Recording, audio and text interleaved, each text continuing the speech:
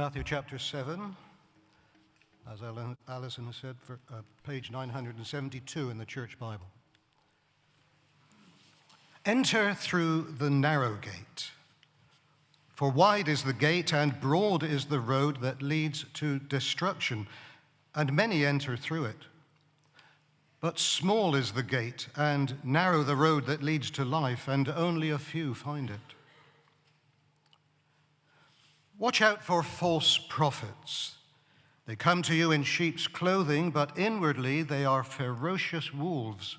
By their fruit you will recognize them. Do people pick grapes from thorn bushes or figs from thistles? Likewise, every good tree bears good fruit, but a bad tree bears bad fruit. A good tree cannot bear bad fruit, and a bad tree cannot bear good fruit. Every tree that does not bear good fruit is cut down and thrown into the fire. Thus, by their fruit, you will recognize them. Not everyone who says to me, Lord, Lord, will enter the kingdom of heaven, but only the one who does the will of my Father who is in heaven. Many will say to me on that day, Lord, Lord, did we not prophesy in your name, and in your name drive out demons, and in your name perform many miracles? Then I will tell them plainly, I never knew you. Away from me, you evildoers. Therefore, everyone who hears these words of mine and puts them into practice is like a wise man who built his house on the rock. The rain came down, the streams rose, and the winds blew and beat against that house, yet it did not fall, because it had its foundation on the rock. But everyone who hears these words of mine and does not put them into practice is like a foolish man who built his house on sand. The rain came down, the streams rose, and the winds blew and beat against that house, and it fell with a great crash. When Jesus had finished saying these things, the crowds were amazed at his teaching, because he taught as one who had authority, and not as their teachers of the law.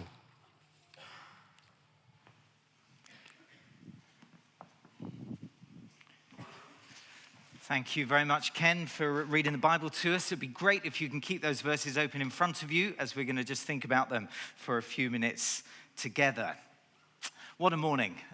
Fantastic to hear your story this morning, Ashley. Thank you so much for sharing it with us. And perhaps we'll return to that in a few minutes. But in case you haven't noticed, it's exactly 18 days until the 12th of December.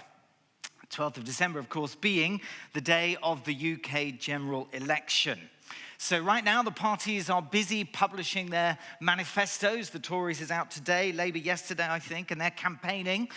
But election day is coming, when the nation will reach its crossroads and a choice has to be made. A choice has to be made. I think that's a pretty good way of thinking about this reading from the Bible that we've just had. A choice that has to be made. This is a moment of choice where, after 3 chapters where Jesus has set out his manifesto for what life is like when God steps in and takes charge, he now gives us the choice to make. Are we in or are we not? But before we get to the choice, the manifesto itself, we spent several weeks looking about it, but some of you won't have been here for quite a bit of that. Let me just say, Jesus' manifesto for life is so different to what you expect. It's so not what we think religion is all about. So as you read it through, instead of a load of religious hoops to jump through to kind of get God on our side, he tells us instead that we experience God stepping into our lives when we're honest about our failings, not when we feel good about our performance. And we say that we need him. And instead of giving us a bunch of rules to keep, Jesus tells us that God isn't just interested in box ticking. He's interested in what's going on in our hearts, deep inside. It's authentic, it's real transformation he's after. And instead of a load of religious rituals to follow, Jesus, the Son of God, invites us to call his Father our Father and to live our lives in an intimate relationship of trust with him. That's Jesus' manifesto for life, and it's incredibly good news, wonderful good news. News that can take us from being a long way from God to a place where he is at the center of our lives, just as Ashley was describing this morning. Great good news. And if you read on through this book that we call Matthew's Gospel, in the chapters that follow, we will learn that all of this is possible only because Jesus was going to the cross to die. It wasn't that he deserved to die. He had done nothing wrong. But he was going to die because we deserved to die. And he was going to do it in our place. An incredible act of love, dying for us so we could be forgiven for all the bad stuff in our lives, brought back into relationship with God, and guaranteed eternal life with him. There's Jesus' manifesto for life. It's fantastic. It's wonderful. But it isn't automatic. There is a choice to make. There is a life-defining choice to make, just like the one that we've heard Ashley speaking about this morning.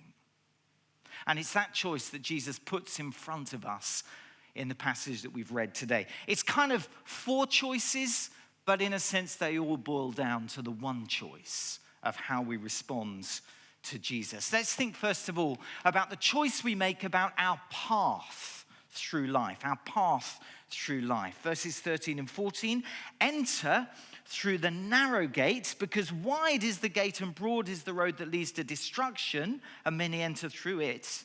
But small is the gate, and narrow, or perhaps better, hard, the road that leads to life, and only a few find it. So, okay, if I'm going to offer you a path to life or a path to destruction, it's kind of a no-brainer, isn't it? Nobody wants to choose destruction instead of life. It's obvious, we all want life.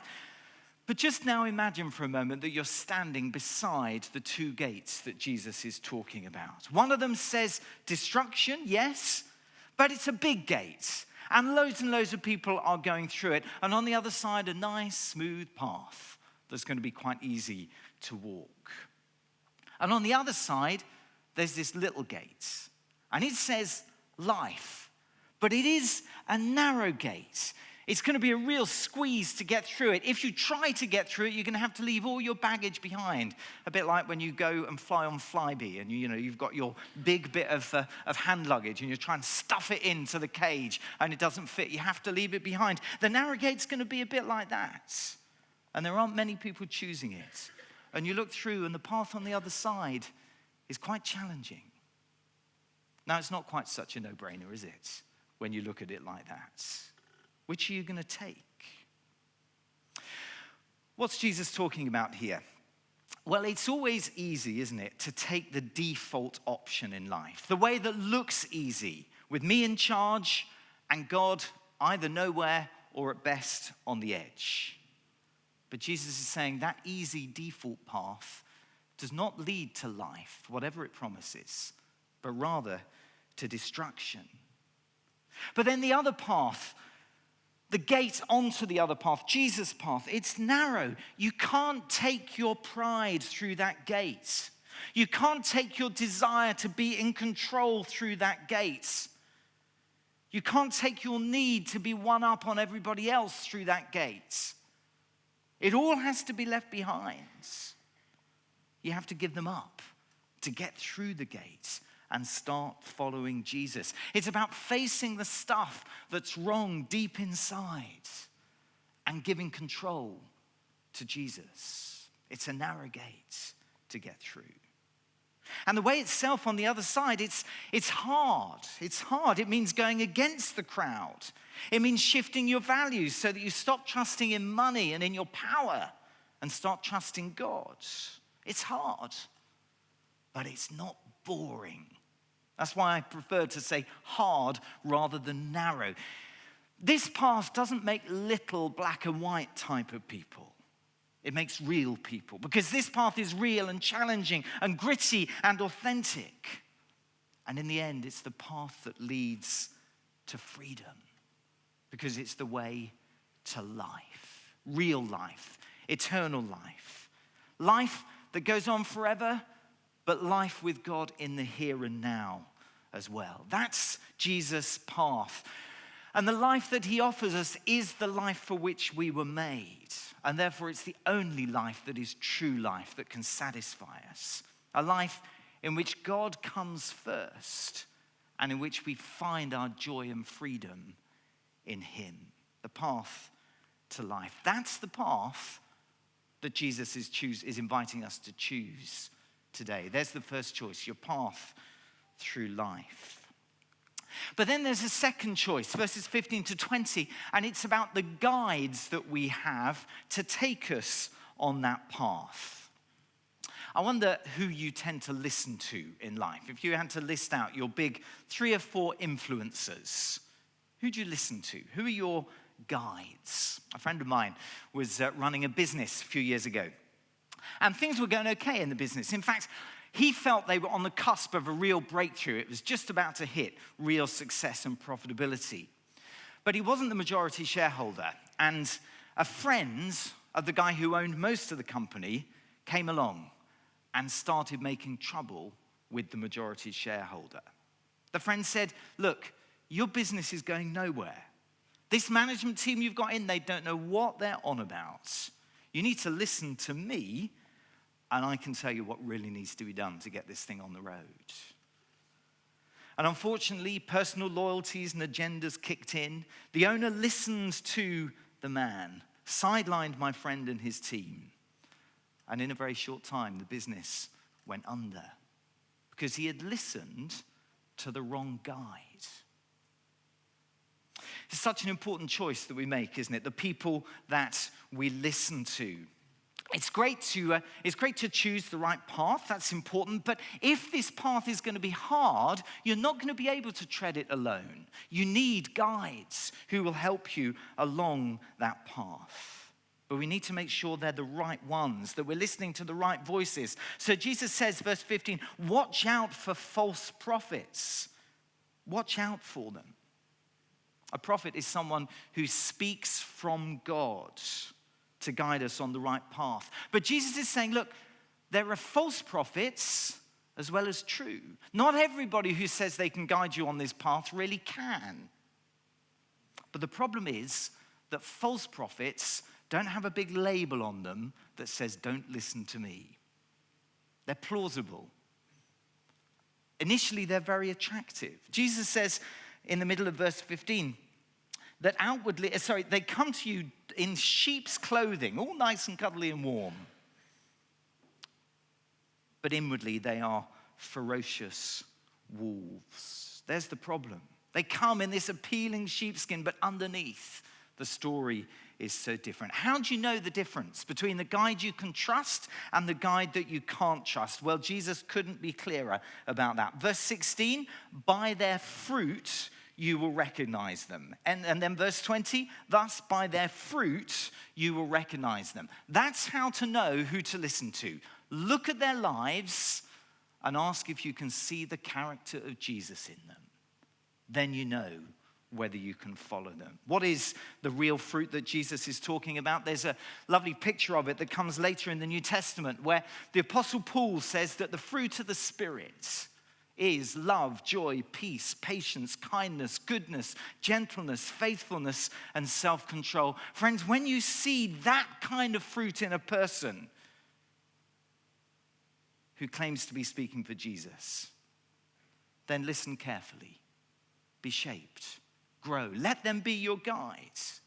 But where you see the opposite, harshness, division, disloyalty, lack of peace, however plausible, however persuasive or impressive, don't get pulled off course by the wrong guide. Because you will never learn the way of Jesus truly from people who don't show the character of Jesus authentically. Choices, your path and your guides. But then also your goals, verses 21 to 23. A long time ago, I was sat on Marylebone Station talking to a very wise woman who's a professional life coach. And I'd gone to her because I was hoping for a few tips in kind of time management and how to be generally more effective in life. And I didn't get any of that at all. Instead, she asked me a much bigger question, which I still sometimes think about. She just said, John, what does success look like in life for you right now? Goodness, I just wanted a bit of time management. Don't ask me a hard question. But no, she was asking an important question. What are my goals? What am I pursuing in life? Not just in work, not just a bit of life, but all of life. Because the goals that we pursue set the agenda for our lives. And Jesus says that our chosen goals show what our other choices really are. You see, you can say that you've chosen the right path, but actually if you're not pursuing the right goals, then that choice might not be quite so firm as you think.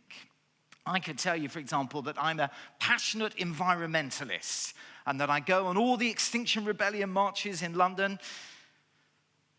But honestly, if the thing that I most want in life is to buy a gas-guzzling SUV, or if I spend all my time driving places where I could cycle or go by train, you'd be right to tell me I was a fraud because I'm not pursuing the goals of my chosen path. And in the same way, Jesus is saying, look, it's possible to say, yes, I'm following Jesus. I'm on his path. I call him Lord or Master. But if your goals in life are not his goals, then it isn't really him that you're following at all. So verse 21, not everyone who says to me, Lord, Lord, will enter the kingdom of heaven, but only the one who does the will of my Father in heaven. And then comes the surprise, verse 22, many will say to me on that day, Lord, Lord, did we not prophesy in your name, and in your name drive out demons, and in your name perform many miracles? Then I will tell them plainly, I never knew you. Away from me, you evildoers. Now hang on.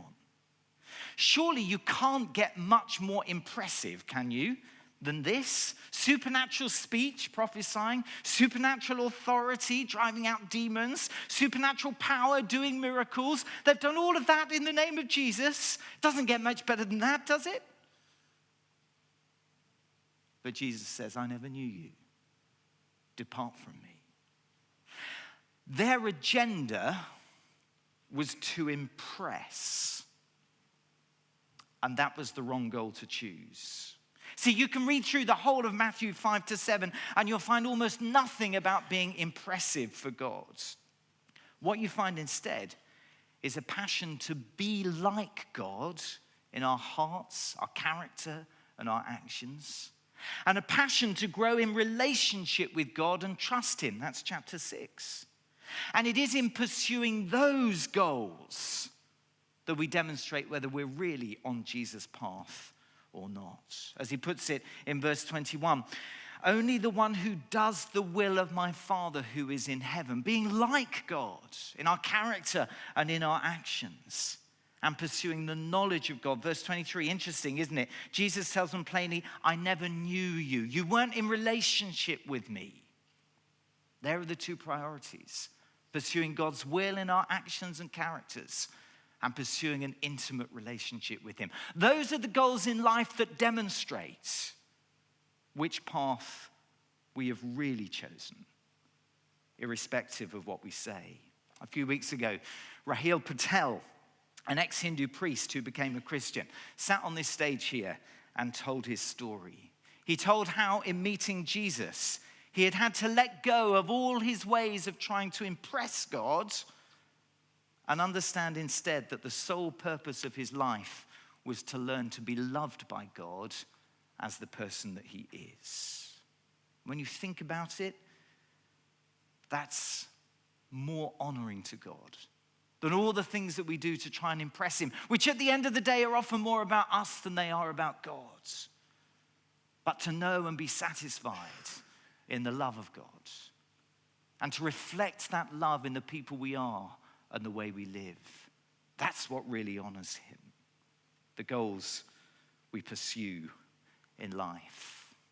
And then finally, our choice as to our response to Jesus. This rather famous parable, verses 24 to 27. Everyone who hears these words of mine, Jesus says, that's like all of the previous couple of chapters that we call the Sermon on the Mount. Everyone who hears these words of mine and puts them into practice is like a wise man who built his house on the rock. It's the solid way to live life, to hear the words of Jesus and to put them into practice. The rain came down, the streams rose, the winds blew and beat against that house, but it did not fail, because it had its foundations on the rock. But everyone who hears these words of mine and does not put them into practice is like a foolish man who built his house on sand. The rain came down, the streams rose, the winds blew and beat against that house, and it fell with a great crash.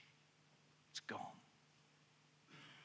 And with that story, Jesus brings everything really back to this one big, mega, life-defining choice. And it's the choice that actually is here for every one of us in Above Bar this morning. See, what matters is not just whether you're in church, not even just whether you happen to listen to the sermon and are still awake 15 minutes later.